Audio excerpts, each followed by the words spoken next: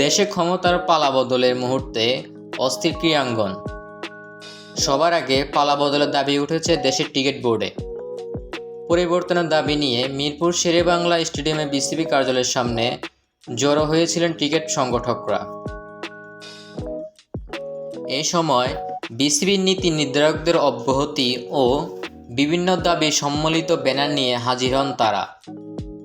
Ticket সংগঠকরা দাবি করেন, আওয়ামী লীগ সরকারের অধীনে এতদিন বিসিবিতে ব্যাপক অনিয়ম ও দুর্নীতি হয়েছে। এসবের সুষ্ঠু তদন্ত করে দোষীদের শাস্তি দিতে হবে।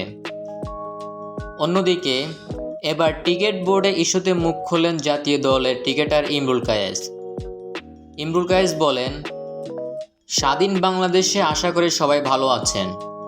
বাংলাদেশ টিকিট বোর্ডকেও ক্ষমতার কালো থাবা থেকে মুক্ত করতে হবে।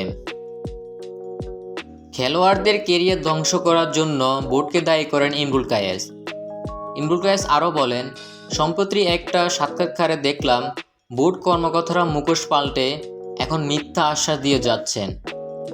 এদের কারণে টিকিটের যে কী পরিমাণ ক্ষতি হয়েছে সবাই জানেন। কত প্লেয়ারদের কেরিয়ার যে ধ্বংস করেছে তারা, শুধু তাদের পছন্দের তালিকায় না থাকার কারণে। খেলোয়াড়দের সাথে ন্যূনতম সম্মানও দেখানো হয় না। ইমরুল কায়েস আরও বলেন, তরুণদের আন্দোলনে স্বৈরাচার মুক্ত হয়েছে দেশ। এখন বোর্ডের নেতৃত্ব তরুণদের দেখতে চান জানিয়ে এই ক্রিকেটার বলেন, বোর্ডের প্রতি আমার অনুরোধ, আপনারা যথেষ্ট করেছেন। দেশের টিকিটকে দেওয়ার মতো আপনাদের আর কিছুই নেই। তরুণদের হাতে ছেড়ে দিন টিকিটের ভবিষ্যৎ।